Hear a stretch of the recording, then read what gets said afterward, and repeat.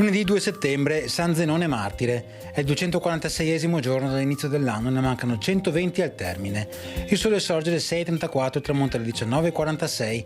La luna si leva alle 5.40 e tramonta alle 19.44.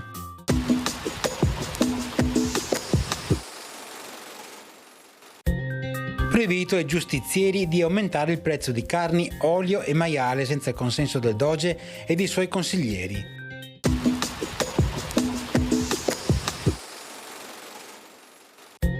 Le previsioni per domani: cielo poco parzialmente nuvoloso con cumuli pomeridiani in prossimità dei rilievi e possibilità di qualche precipitazione più che altro sulle zone montane.